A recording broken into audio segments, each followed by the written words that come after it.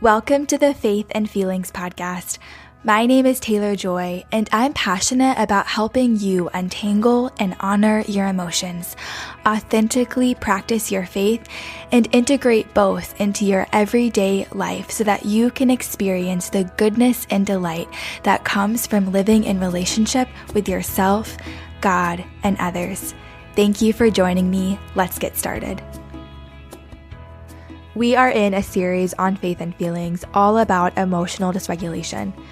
Another way to describe this term is the inability to control your insides. It's those moments when everything seems out of sorts. All of us experience emotional dysregulation, but so often we can get dysregulated without even realizing it. So how do we begin to notice and listen to what our bodies are trying to tell us? In this conversation with licensed therapist David Floge, we talk about what emotional dysregulation is, what it can feel like in our bodies, and practical ways to self-regulate.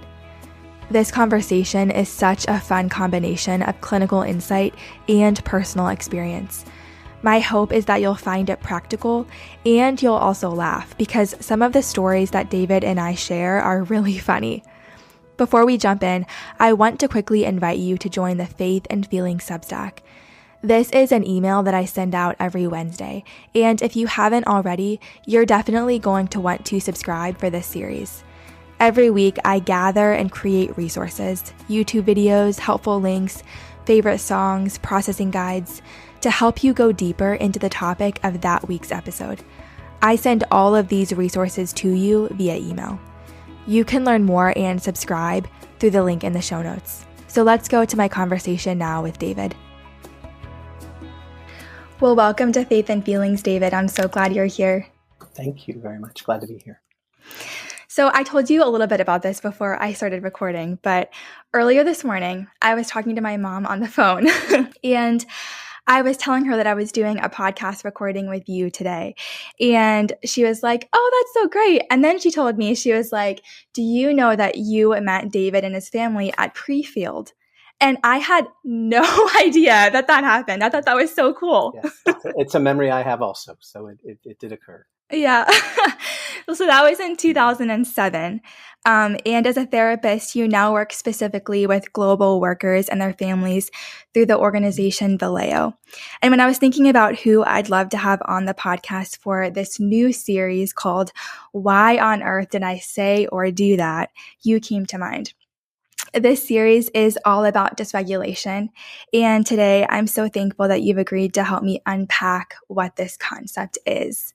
So to get started, I'm curious to hear about the first time you learned about the concept of dysregulation. When did you first begin noticing and being able to see it in your own life?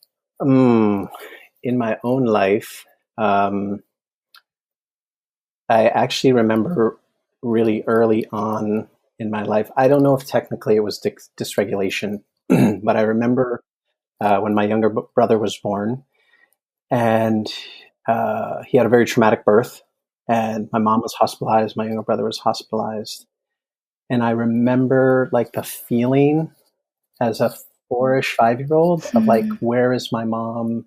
And then I remember going to visit my brother in the hospital. He was in the hospital for over a month, and it felt I felt really kind of, I guess the word would be dysregulated, right? My emotions felt kind of out of control. My behavior was different. I would have never put that together as a 4 and 5-year-old, but when I reflect back, I think that was happening. I didn't know what was happening. Wow. Yeah. When did you first begin to be able to notice what was happening and name it as dysregulation? Oh, for myself personally, that's really trying to think. I don't know if I would have really thought of it. Again, the thing that comes to my mind, which is interesting with that question, is that when my family, so my wife, and our 3 kids, when we moved to Bangkok, Thailand. Of course, I had already finished my graduate degree. I was already a therapist. I had been working with people for a number of years. But personally, I remember when we moved to Bangkok and 3 little kids, we lived in this little tiny apartment in the Yeah. street with people who were talking to us. We didn't know what was going on. And I started these body sensations like I'd never had before.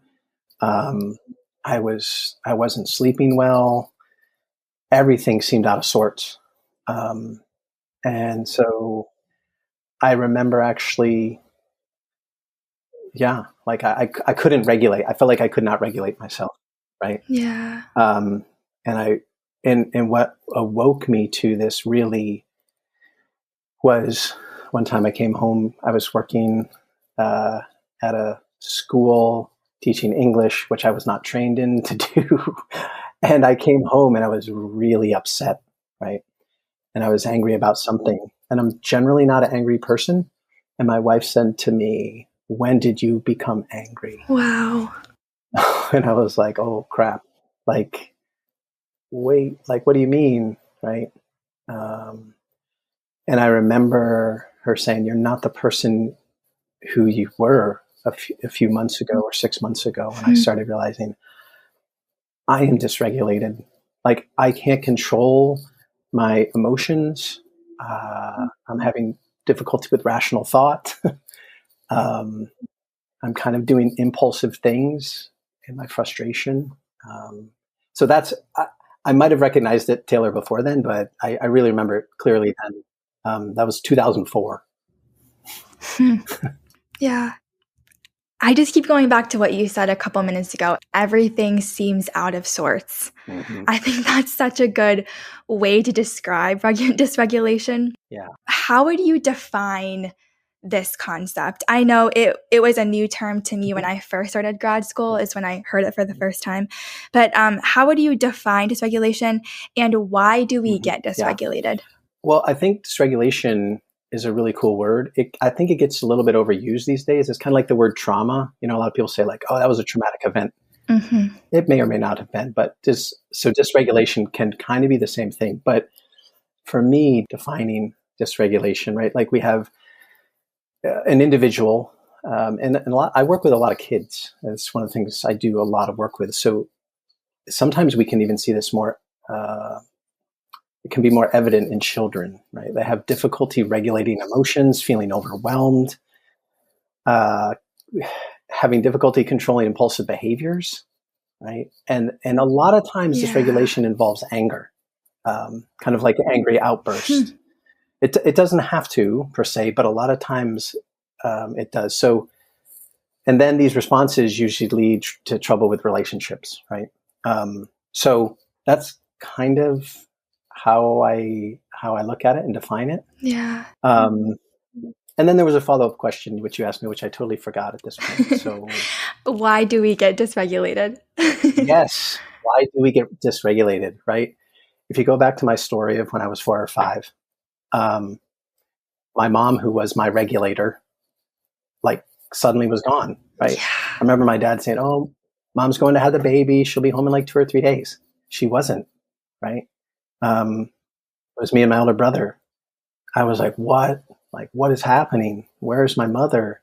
And I'm supposed to have a baby brother now." And then, right? So like things were out of control. They were difficult.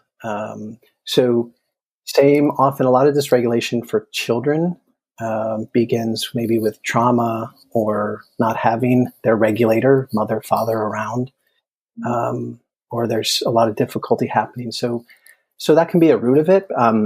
For me, getting dysregulated as an adult in 2004, I felt out of control. Like everything I knew from like 3 months previously was gone, except my wife and 3 kids, right? So dysregulation, we get overwhelmed. Our brains get overwhelmed, right? So we can kind of go, I think we'll talk some about window of tolerance maybe too. I hope so, because I love window of tolerance talk. But right, things are out of our control, and our bodies don't know what to do. Our brains don't know what to do. So that's the simplest way I would kind of look at it. Yeah, that's really good. Okay, so window of tolerance. Yeah. It's something I'm so Yeah. interested in. I remember the first time, I think I was either reading a textbook about it or I was listening to a podcast by a therapist who was talking about it. And the first time I heard the term and heard it described, I was like, this is making so much sense. I feel like this is describing and helping me understand what I feel and why I'm doing the things that I'm doing. So, can you talk a little bit about what the window of tolerance is? Yeah, I mean, window of tolerance, I think it was Daniel Siegel maybe who Mm-hmm. kind of initiated this idea, right? Like, right. And he said something like, it's the window of tolerance. We know we're in our window of tolerance, right? So I like to, especially as I'm working with kids, I may not say window of tolerance, but kind of talk about healthy range of functioning, right? Yeah. So we're in this window where, we're coping well with the ups and downs. Our thoughts are rational and our emotions are calm, right? So that's kind of how Daniel Siegel said it, right? So I really like that. Like, and the window of tolerance. We may be near the top, we may be near the bottom of our personal window of tolerance, which is also important to remember. Everybody's is different, right? There's no kind of like, oh, it's fixed here.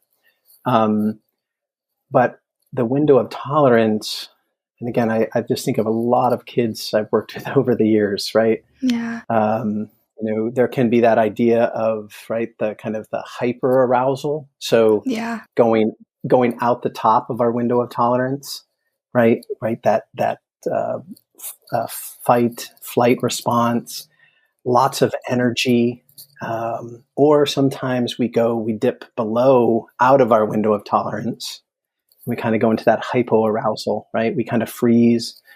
We're exhausted. We're depressed. We collapse. We shut down, right? So, window of tolerance is just that idea. I mean, like it's just a healthy range of functioning, right? With our thoughts and with our thinking. I think that's the best way to think about it. Yeah. So if you were to think of the window of tolerance on a scale of 1 to 10, so like 4 to 6 maybe-ish would be like you're in your window of tolerance. And then how would you put it on a scale like that? Yeah, I'm an EMDR therapist also, which I really love doing EMDR. It's an amazing thing. And in EMDR, at least the training I've done, right?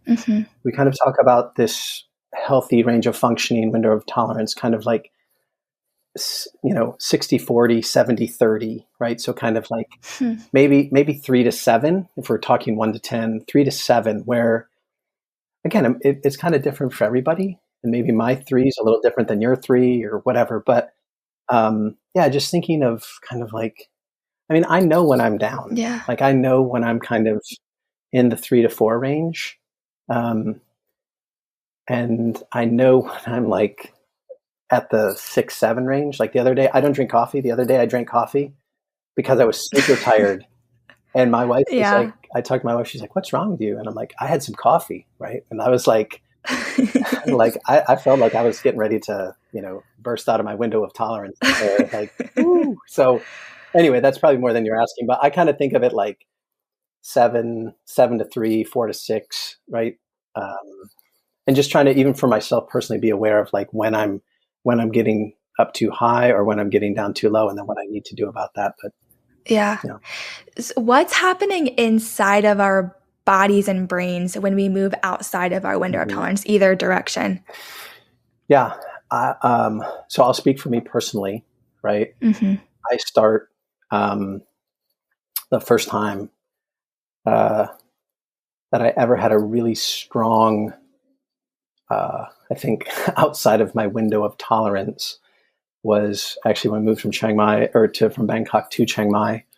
I was very busy, just working as a therapist, little kids, and a lot of stress. I mean, I probably was like at the 7 for quite a while. Like I just knew. And one morning, woke up, I was getting ready for work, and all of a sudden, Taylor, it's one of the scariest things I've ever experienced. All of a sudden, like my face was numb. Oh, wow. And I was like, I was like, oh, that doesn't feel very good, like, because I can't feel my face. And pretty quickly, my fingers were going numb. And being a dedicated worker that I was, having appointments that day, I was like, oh, well, like, I guess this is what's happening today. So I was trying to get ready. And actually, my wife came in and I was like, I can't feel my face. And she was like, that's not good, right? So our bodies, when we're moving out of our window of tolerance, whether it's up or down, so don't really worry about the ups or downs right here, but our bodies, our brains start to say, life, you're doing too much. You're too busy. There's too much stress. There's too much trauma that you haven't dealt with, right? There's things that are overwhelming you. And our brain starts going, I'm going to make you aware any way that I can, right? So oftentimes people I've worked with, right, I feel like I can't breathe. Yeah. Right? Like I'm overwhelmed, right? So there can be a lot of things that's happening in our body physically, right? Stomach things, extremity things. So, I mean, that's the general sense of what's happening in our body. It's our brain. What I tell people is it's our brain trying to warn us, like, you've got to stop and listen to me, right? Right. And when you live in dysregulation so long, that becomes normal, right? And we don't listen to our bodies well. So, yeah, that's kind of my thoughts with what's happening with us when we are dysregulated, when we go outside of our window of tolerance. So good. I'm even thinking, just even thinking about the story that you shared when you were 3 and 4, the first time that you remember that you were dysregulated. I remember, I think it was maybe the year after my family moved to Japan. I was 9, and I remember waking up in the middle of the night and I couldn't breathe. Yeah. Like, I just couldn't seem to get a breath. And I would go downstairs and I would just be like, and I had no idea that I was dysregulated. Obviously, I had no idea I was dysregulated. I had no idea that this was a panic attack. Yeah. Like, I had no words, but being able to look back now and have more words for, like, I was in a state of hyper arousal, like I was dysregulated, having those words can bring so much more clarity to our experiences. For sure. Mm-hmm. I love what you said just a couple of minutes ago, that we can often live our lives dysregulated. Mm-hmm. I know for me, even coming back to the US from Japan and starting undergrad and going through grad school, living in cycles of dysregulation has been a very common theme for the last 6 years. And for me, I know that living in those cycles of dysregulation has caused a felt sense of powerlessness. Mm-hmm. Like, I don't know what to do when I'm in it or how to get out of it. So, can you just talk about cycles of dysregulation and why it can be so hard to get back to a regulated state? Yeah, for sure. I think one of the things about dysregulation, especially for people who have experienced trauma, maybe there's some developmental disorders, whatever may be happening, especially early in life, early brain development, right through young adulthood, right? If you don't have somebody who's helping you regulate, right? It's how we learn to regulate, right? We learn that someone says, "Hey, it's going to be okay," right? Yeah. You're okay. I don't know what your mom did when you were 9 and you went, right? But I imagine she said, "Hey, come here, let me hold you, or sit by me, or lay down in bed," or whatever she said, right? She helped to regulate you, right? So as we become adults, especially if we are dysregulated, right? We're having intense emotions. We're not really maybe aware of them, right? We can't manage our behavior. And then we avoid the difficult emotions too, because we're like, I don't know what to do with this, right? So it does feel powerless, right? We feel like I can't control this. So it's really hard to get back to it. Now, if you don't know what it is to really be regulated and live in the window of tolerance, wow, then it's really difficult, because then you're kind of saying, wow, how do I reverse time to understand how to regulate, right? For us, for those of us who were blessed, fortunate enough to have parents who helped us with regulation, right? We have to remember those things. We have to go back to even some of those things. And then we keep learning as adults, saying, hey, for me now, when I start to, at times, I still will get tingly feelings in my finger. I'll still sometimes, when I'm under a lot of stress, when I've been doing a lot of things, when I've been parenting my young adult children, whatever it may be, and I have to stop, right? I have to stop and say, okay, my body's telling me something, right? Right? I have to stop. And the first thing for me, talking for me, right? The first thing I really need to do is really slow down my breathing, be very consciously aware of my breathing, right? Right. I do my safety breathing, right? In through the nose, out through the mouth. Yeah.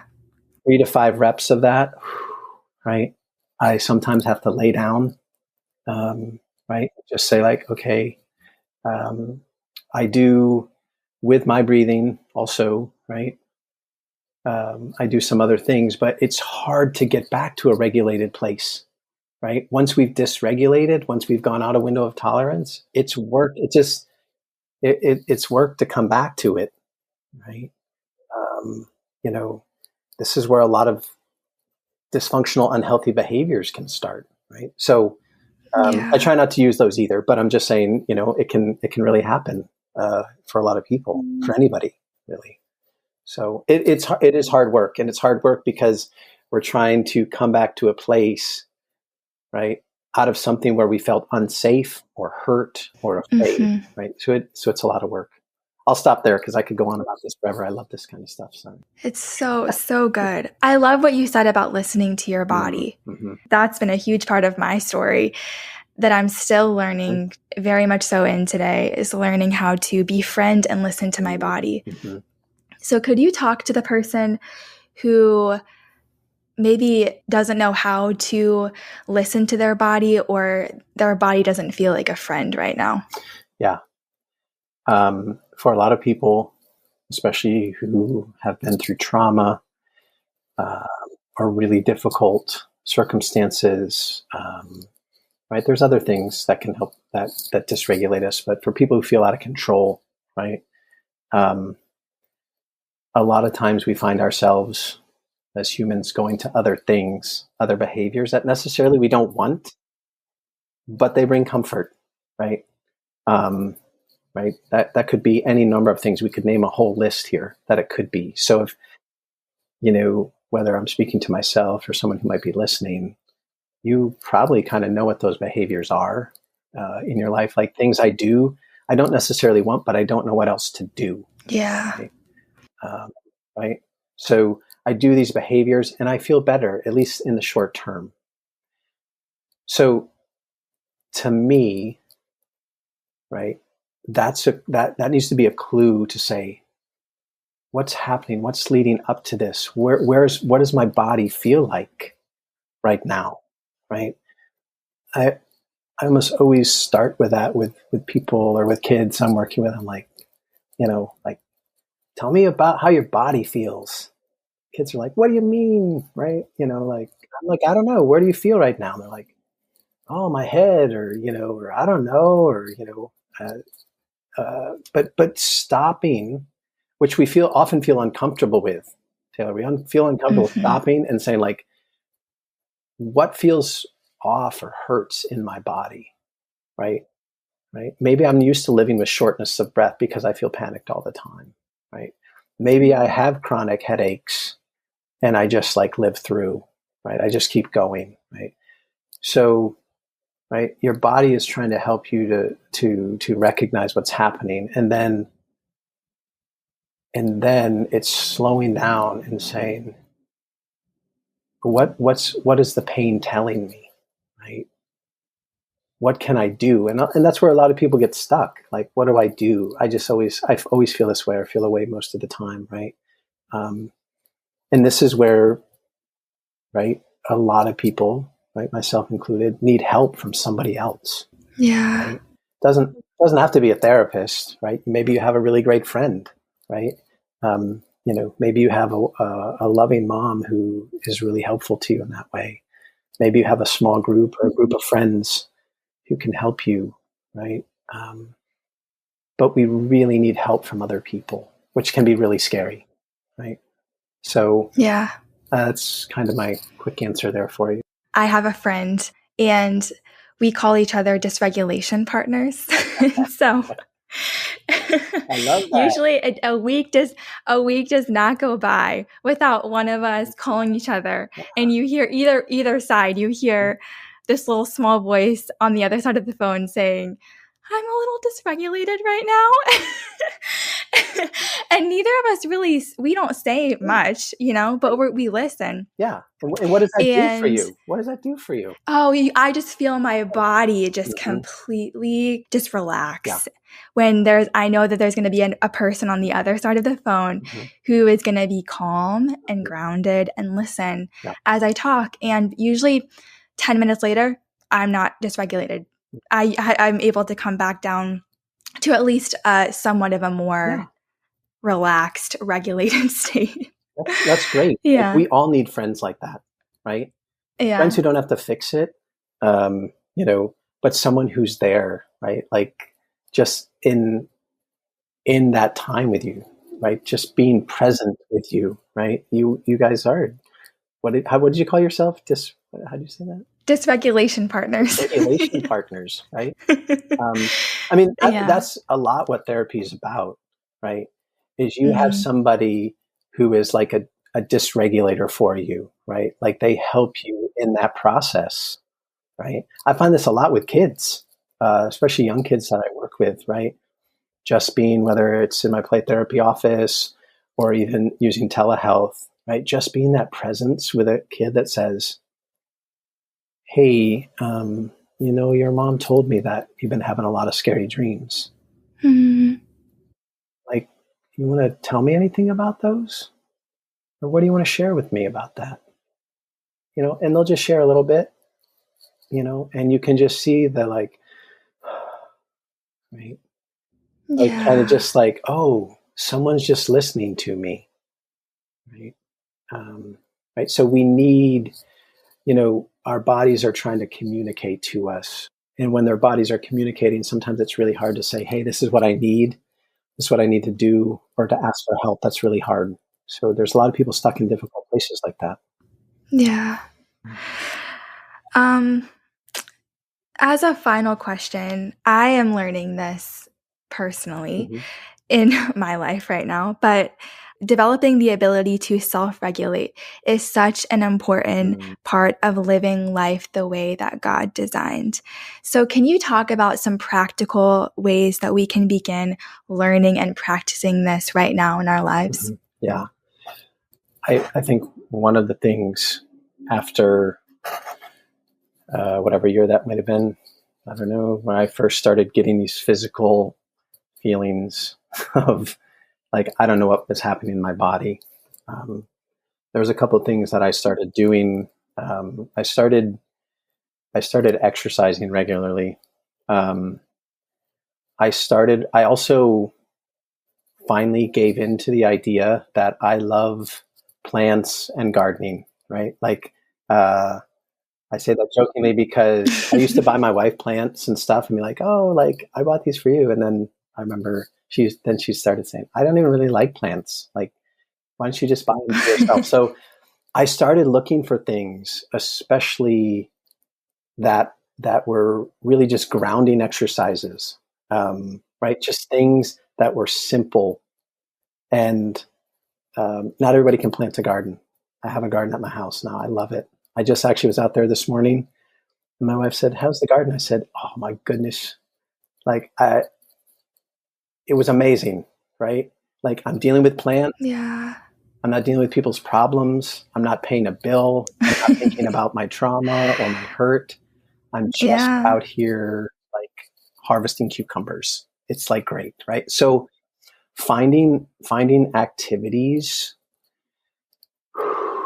that when you do them, you get that sense of like, hey, that was just relaxing. That was nice, right? So God has created us, right, really for a much slower pace of life than what we currently live at, right? So grounding exercises are just what the world has invented, like as a way to say, each day you need times of rest, right? And each week you need more extended times of rest, right? So in the Christian world, we would call that like sabbatical. We would call it Sabbath rest each week, right? Just a time where you take time and you don't do your normal work, right? This is so important for me, right? Right. I love to go for walks, right? I've also discovered that, right, I really need good friendships, which I'm not saying you just make that up, right? You don't make it up. But I really learned that I need to put hard work into friendships, right? We might call it community. Maybe it's at your church. Maybe it's in your neighborhood, right? Like finding a community of people who just care about you and just like you for who you are, right? I think it's so important, right? Like God designed us for relationship. And isolation, right, really is damaging to us, right? So, whether you're married or single, whether you're a young person or an older person, like we need community. We need people. So those are just some of the things that I found helpful in my life, and I talk a lot about with my clients. Just what are you doing? What do you allow yourself to do where you just get a sense of, oh, that was nice, right? I recently started drawing a little bit more. I'm not a good drawer at all. It's not my thing. I have an older brother who's an amazing artist, but it's not my thing. But I have found just like the process of sitting and just like doing something. Now that's not going to be for everybody because you might be like, this is frustrating. I don't like it. But right, finding those things that you get that sense of, I feel content. I feel peaceful, right? It may not be for very long, right? But that's where you start building your window of tolerance for even those things, right? I'm expanding my window, right? Think of 60-40 or 70-30 instead of maybe where you are right now, which may be not very wide, right? So expanding that window of tolerance is really important for us as human beings, how God has designed us. So some of my thoughts. Yeah, that's so good. I think such a good place to end, just thinking about that question. What are the things that make us able to exhale and breathe? Yeah. Whether for me, that's running. I started paint by number recently, trying different things. But yeah, what are the things that help us breathe and exhale? So good. Yeah. Thank you so much for this conversation, David. I'm really grateful for your time and insight today. No problem. Glad to do it. Thanks. Wasn't that such a helpful and insightful conversation? I love how David described the window of tolerance and the different ways that emotional dysregulation can show up in our lives. Whether it looks like exploding or imploding, whether it feels like getting really angry or shutting down, dysregulating moments always point to something deeper, something that needs to be noticed, named, and processed inside of us. Make sure to subscribe to the Faith and Feeling Substack for resources and more of my thoughts on this episode, and I'll see you next week. Thank you for joining me for today's episode. I'd love to hear from you. Connect with me on Instagram at Taylor Joy. If this conversation was helpful and you'd like more information about my other offerings to engage your story more deeply, check out my website, taylorjoymurray.co.